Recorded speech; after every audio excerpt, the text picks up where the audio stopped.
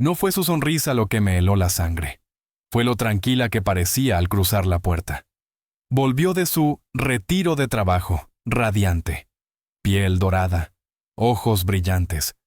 Demasiado descanso para alguien que decía haber pasado 2 semanas encerrada en sesiones de liderazgo.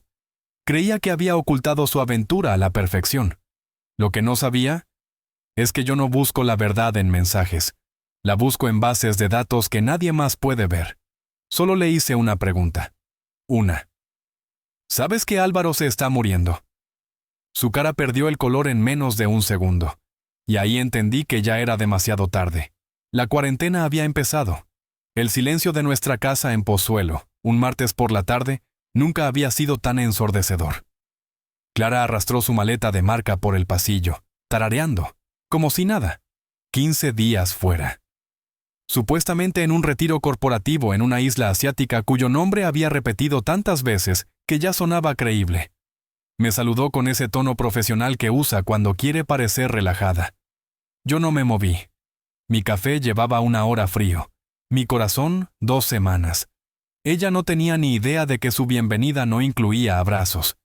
Incluía un expediente médico confidencial y una demanda de divorcio cerrada al milímetro. Me llamo Héctor Salgado. Tengo 49 años. Y no soy el burócrata gris que mi mujer cree que soy. Trabajo como analista jefe de bioseguridad para el Ministerio de Sanidad.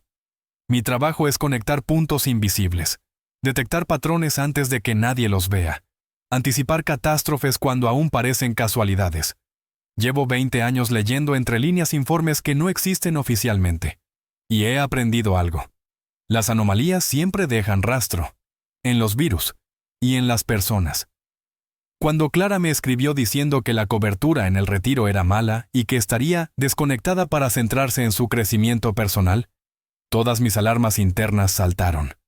Ella documenta su vida como si viviera para ello. Fotos del café, del coche, del aeropuerto, pero esta vez, nada. 0 fotos, 0 historias. Ubicación desactivada a las 48 horas. El error clásico, subestimar el dinero. Mientras subía las escaleras, ajena, yo repasaba los movimientos bancarios abiertos en mi portátil. Hotel de lujo frente a una bahía privada. Cenas para 2 en restaurantes donde una botella cuesta más que un mes de alquiler en Carabanchel. Masajes para parejas. Todo pagado desde nuestra cuenta conjunta, la de emergencias. Pero lo que me heló de verdad no fue el gasto. Ni siquiera la confirmación de la infidelidad. Fue el nombre del acompañante en la reserva. Álvaro Montes. 35 años. Consultor junior en su misma empresa. Ambicioso, encantador. Un chico prometedor, según ella. Para mí, no. Ese nombre había pasado por mi escritorio 3 años atrás, en un informe clasificado sobre negligencias en ensayos clínicos ilegales en el sudeste asiático. No como responsable directo, como algo peor. Alguien que falsificó registros de cuarentena para volar a Europa mientras posiblemente portaba una cepa resistente. 6 muertos, un expediente enterrado y un nombre que nunca olvidé. Aquí es donde la historia deja de ser una infidelidad común, porque Álvaro Montes no era solo su amante, era un riesgo biológico, y ella acababa de traerlo a casa. No le grité, no la insulté, solo repetí la pregunta, despacio. ¿Sabes que Álvaro se está muriendo? Tragó saliva. No respondió. En ese silencio entendí algo más inquietante. Ella sabía, pero no sabía hasta dónde. Había demostrado que podía poner en peligro a cientos de desconocidos solo para no llegar tarde a una entrevista en Barcelona. Ese era Álvaro. Prioridad absoluta a sí mismo. 0 escrúpulos. El tipo de hombre que sonríe mientras cruza una línea invisible. Un depredador perfectamente funcional. Y ese mismo hombre había compartido 15 noches, piel, con mi mujer. No sentí celos. Los celos queman, hacen ruido. Lo mío fue distinto, silencioso, metódico. La misma frialdad con la que evalúo una amenaza biológica cuando todavía nadie sabe que existe. Clara bajó al comedor al cabo de un rato. Recién duchada. La casa se llenó de ese olor dulzón a crema solar que intenta borrar lo ocurrido. Se sentó frente a mí esperando el teatro habitual. Sonrisa ligera. Postura relajada. Lista para recitar su historia de retiro ejecutivo. Yo no parpadeé. Ya no veía a la mujer con la que había construido media vida. Veía una variable de riesgo, una posible portadora, una ecuación mal resuelta que había entrado en casa sin pedir permiso. Mi cabeza ya no estaba en el matrimonio, estaba en contención. Tenía que moverme rápido, por mi seguridad física, por mi futuro. Ella anticipaba reproches, quizá una escena emocional. No contemplaba que la conversación derivara en algo oficial. Deslicé un documento sobre la mesa, no una foto íntima. Eso habría sido vulgar y discutible. Era peor. Un extracto impreso de una base de datos sanitaria internacional. Clasificación interna. Nombre en rojo. Álvaro Montes. Estado. Seguimiento activo por exposición a patógenos de alto riesgo. Su ceño se frunció. Extendió la mano. Le temblaban los dedos. Siempre le pasaba cuando perdía el control del relato. Entonces hablé. No mencioné infidelidades. No pedí explicaciones. Le pedí que fuera honesta. No conmigo. Con su cuerpo. Le dije que el matrimonio ya no importaba, pero su supervivencia sí. Le pregunté si sabía qué infección arrastraba Álvaro desde Asia, y si durante el vuelo de vuelta había sentido algo extraño en la piel. Picor, hormigueo, fatiga. No era toda la verdad, pero tampoco era mentira. El efecto fue inmediato. La sangre abandonó su cara como si alguien hubiera apagado la luz. El miedo real siempre aparece cuando la palabra muerte entra en juego. No gritó, no lloró. Se quedó rígida, como si el aire se hubiera vuelto denso. Cuando mencioné la enfermedad, su máscara de ejecutiva segura se resquebrajó. El tenedor cayó sobre el plato con un golpe seco que rebotó en el silencio del comedor. Sus manos buscaron el móvil casi por reflejo. Marcó, esperó. Volvió a marcar. Nada. Cada segundo sin respuesta la descomponía un poco más. Álvaro no iba a contestar. Nunca lo hacía. Según su patrón, una vez satisfecha la conquista, desaparecía. Borrado. Inlocalizable. Ella no tenía ni idea de que yo llevaba 3 días por delante. Mientras ella se despedía del mar y de los masajes aromáticos, yo había levantado un centro de análisis en casa. Pantallas, informes, llamadas cifradas. Mi primer contacto no fue un abogado. Fue una antigua compañera que ahora coordina vigilancia epidemiológica en el sudeste asiático. Le pedí datos sin maquillaje, alertas recientes, casos silenciados, brotes que los hoteles de 5 estrellas esconden bajo alfombras de lujo. Colgué, levanté la vista y entendí algo definitivo. Clara creía que había vivido una aventura secreta, sin sospechar que había entrado en un escenario clínico, del que no se sale indemne. El informe cifrado llegó a mi correo en menos de 20 minutos. Lo abrí sin prisa. Ya sabía lo que iban a encontrar. Brote activo. Cepa resistente de Giardia. Alertas internas por contaminación bacteriana en los sistemas de agua de varios hoteles boutique de lujo. Exactamente en los complejos donde Clara se había alojado. Nada público. Nada visible para turistas. Todo perfectamente enterrado bajo sonrisas y cócteles con vistas al mar. Con esa confirmación médica, pasé a la siguiente fase. No emocional. Patrimonial. Recordé con una nitidez casi cruel el día en que firmamos nuestro acuerdo prematrimonial, 18 años atrás. Fue Clara quien insistió en una cláusula de infidelidad especialmente dura. Lo justificó como una cuestión de respeto y responsabilidad mutua. En ese momento me pareció una muestra de madurez. Ahora, era una ironía perfecta. Según ese documento, redactado por ella misma, cualquier adulterio probado y documentado otorgaba al cónyuge inocente el control total de los bienes adquiridos durante el matrimonio. Sin discusión. Sin matices. Esa misma tarde llamé a mi abogado. Le envié los extractos bancarios, las geolocalizaciones de unas fotos que Clara creyó haber borrado, pero que seguían respirando en la nube compartida. La confirmación de la reserva del hotel a nombre de 2 personas. En menos de 24 horas, la mitad de nuestros fondos líquidos estaban legalmente protegidos en cuentas a mi nombre. La vivienda, comprada con mi patrimonio antes del matrimonio, ya era intocable. Clara había vuelto creyendo que regresaba a su hogar.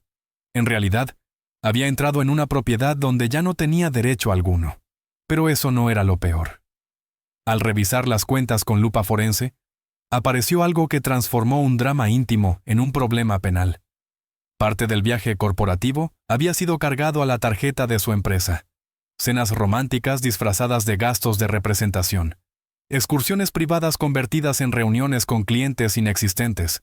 No solo me había traicionado a mí, había cometido fraude. Álvaro no solo la había expuesto a un riesgo biológico, la había empujado a cruzar líneas legales que, una vez visibles, pulverizarían su carrera. Ella seguía de pie en el salón, marcando un número que ya no existía, sin saber que su vida se había derrumbado 3 días antes de aterrizar en Barajas. Yo me mantuve sentado. Bebí un sorbo de agua. Esperé. No necesitaba gritar. No necesitaba acusar. Los documentos en mi maletín y los análisis pendientes harían todo el ruido necesario. La trampa ya estaba cerrada, y ella había pisado el mecanismo. La noche fue un desfile patético de negación. No durmió. La escuché caminar por la casa como un espectro, encerrarse en el baño de invitados, hacer llamadas desesperadas que nadie respondía. A la mañana siguiente salió disparada hacia una clínica privada del centro de Madrid. Gafas oscuras, rostro lavado, pánico mal disimulado. Yo me quedé en la cocina preparando café con mi precisión habitual, y sentí algo inesperado. Paz. 4 horas después regresó. Pálida, temblorosa, una venda en el brazo. Los médicos le habían dicho que los resultados del panel completo tardarían 48 horas. 2 días de espera. 2 días de miedo puro. Se sentó en el sofá. Me miró. Quizá esperaba consuelo, o que le dijera que todo era una exageración. En lugar de eso, abrí el portátil. Giré la pantalla hacia ella. El informe confidencial apareció ante sus ojos. El incidente en Vietnam, las pruebas, los registros falsificados. Cómo Álvaro había manipulado controles de bioseguridad para salvar su carrera mientras exponía a decenas de personas. La observé leer, línea por línea, y comprendí algo definitivo. La verdadera venganza no necesita alzar la voz, solo necesita tiempo. Y documentos. Clara leía sin parpadear, los ojos abiertos de más, la respiración corta. En ese instante entendió algo que le dolió más que la infidelidad. Aquello que ella había vivido como una pasión clandestina no fue nunca una historia de amor. Fue un efecto colateral, un daño secundario en la vida de un hombre que solo se movía por conveniencia. Álvaro no la eligió por admiración, ni por deseo auténtico. La eligió porque encajaba. Una mujer madura, solvente, con acceso a dinero, hoteles caros y silencio. Una cobertura perfecta mientras él se escondía de los sistemas que lo buscaban. Pero aún faltaba el golpe definitivo. Mientras ella procesaba la traición emocional y el riesgo biológico, activé la última capa de su falsa seguridad. Le hablé sin emoción, sin rabia, como se comunica un cierre administrativo.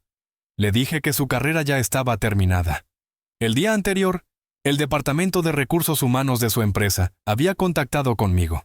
La desaparición repentina de Álvaro por motivos médicos había activado un protocolo interno. Auditoría automática, correos revisados, movimientos rastreados. Ahí apareció todo. Reservas de hotel reenviadas desde su correo corporativo, cenas privadas camufladas como comidas de trabajo, traslados de lujo facturados como reuniones estratégicas. Vi cómo la comprensión la doblaba por dentro. Clara conocía mejor que nadie la política de su empresa. Tolerancia cero. No la expulsarían por una aventura, la destruirían por fraude, por falsear gastos, por mentir sobre su paradero durante un viaje oficial. Había sacrificado un salario de 6 cifras y una reputación construida durante 20 años, por 15 días de fantasía con un hombre que ya no le devolvía las llamadas. En ese momento entendió que no solo perdía a su marido, ni siquiera solo su salud. Perdía su identidad. Yo no era el villano, solo el auditor que entregaba el informe final. A las 7 en punto de la mañana siguiente, los resultados del laboratorio entraron en mi correo seguro. Puntuales, implacables. Confirmaban lo que ya sabía. Positivo para una cepa resistente de Giardia. Marcadores hepáticos alterados. Exposición prolongada a toxinas. Leí los datos con la frialdad con la que se revisa un balance anual. Cuando Clara bajó las escaleras, parecía otra persona. 10 años más vieja en una sola noche. No dije nada. Giré la pantalla. Leyó. Y se rompió. No solo había destruido su matrimonio y su carrera, Había comprometido su salud de forma irreversible. Secuelas, tratamientos largos, incertidumbre. Mis propios análisis, realizados por precaución, estaban limpios. Dormir en la habitación de invitados desde su regreso me había salvado de compartir su destino. Entonces pasé a la siguiente fase. Legal. Mientras ella asimilaba el diagnóstico, coloqué sobre la mesa la demanda de divorcio y la ejecución inmediata de las capitulaciones matrimoniales. La cláusula de infidelidad, esa que ella diseñó años atrás con arrogancia calculada, ahora funcionaba con precisión quirúrgica. Adulterio probado. Riesgo sanitario para el cónyuge. Pérdida automática de derechos sobre la vivienda y mis inversiones. Le expliqué, sin elevar la voz, que la casa de Madrid era mía y que debía abandonarla antes del anochecer. No era crueldad, era contención, protección, cuarentena. Intentó apelar a nuestra historia, a los años compartidos. Sus palabras rebotaron contra mi indiferencia como piedras contra hormigón. Pero lo inevitable llegó al mediodía. Las autoridades sanitarias y policiales emitieron una orden de búsqueda internacional contra Álvaro. Su rostro apareció en todos los informativos. Biodelincuente. Viajes conscientes estando infectado. Riesgo global. Y entonces, el efecto dominó. Alguien filtró el nombre de Clara. La prensa conectó los puntos. En pocas horas, nuestra calle tranquila se llenó de cámaras y reporteros. Micrófonos, miradas hambrientas. Ella quedó atrapada en una tormenta perfecta, despedida, enferma y expuesta. Tuvo que hacer las maletas bajo una presión que nunca había conocido. No gritos, no discusiones, solo cámaras esperando detrás de las cortinas, como depredadores pacientes. Yo observé el proceso desde mi despacho. Seguro, en silencio. Vi cómo los camiones de mudanza se llevaban, caja a caja, los restos de la vida que ella creía intocable. No sentí compasión, tampoco euforia.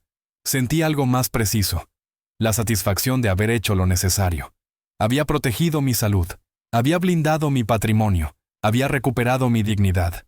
Cuando salió por la puerta trasera para evitar a la prensa y subió a un taxi rumbo a casa de sus padres, me serví una copa de vino. Cerré el expediente físico. La amenaza había sido eliminada del perímetro. Meses después, el silencio que llena ahora mi casa no pesa. No es vacío, es orden restaurado. Cada pasillo respira calma.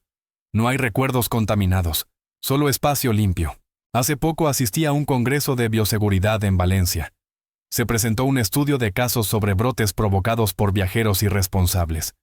Nadie mencionó nombres, pero todos sabíamos quién era el sujeto cero del informe. Sentado al fondo de la sala, sentí una satisfacción fría y profesional. Mis decisiones no solo me habían salvado a mí, habían cerrado una brecha sanitaria internacional. Denunciar no fue venganza, fue responsabilidad. La última noticia sobre Álvaro llegó una semana después. Lo encontraron muerto en un hostal barato, en una frontera lejana, sin dramatismo, sin titulares heroicos. La autopsia fue clara. Fallo multiorgánico por complicaciones parasitarias sin tratar. Exactamente lo que ocurre cuando la arrogancia se enfrenta a la biología. Al leer el informe no sentí alegría, solo validación. La biología no negocia. El ego siempre pierde. Pero mi intervención no terminó ahí. Durante la investigación descubrí que Clara no había sido la única. Otras 7 mujeres, profesionales, vulnerables, todas manipuladas, estafadas, expuestas. Instruí a mi abogado para crear un fondo fiduciario anónimo. Parte de los activos que protegí se destinó a cubrir tratamientos médicos y terapias psicológicas para ellas. Nunca sabrán de dónde vino el dinero. Y así debe ser. No buscaba agradecimientos, buscaba equilibrio. Ayudarlas fue mi forma de neutralizar el residuo tóxico que un solo hombre dejó a su paso. En cuanto a Clara, su destino fue distinto, menos trágico, más lento. Sus padres me llamaron para disculparse. Acepté la cortesía, cerré el vínculo. Ahora vive en una ciudad pequeña del norte. Trabajo administrativo, rutina modesta. La infección remitió tras meses de tratamiento agresivo. Perdió energía, perdió brillo. Tal vez también perdió la vanidad que la cegaba. Esta mañana encontré una carta en el buzón, sin remitente. Reconocí la letra al instante, dudé abrirla. La curiosidad profesional ganó. No pedía volver. No suplicaba perdón. Reconocía la verdad. Escribía que mi frialdad, mi negativa a sostener sus mentiras y mi insistencia en enfrentar la realidad médica le habían salvado la vida. Que aunque lo perdió todo, estatus, dinero, matrimonio, ganó algo que nunca tuvo: claridad. Me agradecía haberla detenido cuando ella no supo detenerse. Guardé la carta junto a los informes médicos y las resoluciones judiciales. No como recuerdo emocional, como evidencia final de un caso cerrado. Salí al jardín con una copa de vino. El sol caía sobre Madrid. La vida que planeamos se disolvió, sí, pero en su lugar construí algo más sólido. Una existencia basada en la verdad, la previsión y la conciencia tranquila. Clara aprendió su lección. Álvaro pagó el precio máximo. Yo hice mi trabajo, identifiqué la amenaza, aislé el contagio, sobreviví, y al final, esa es la única victoria que importa.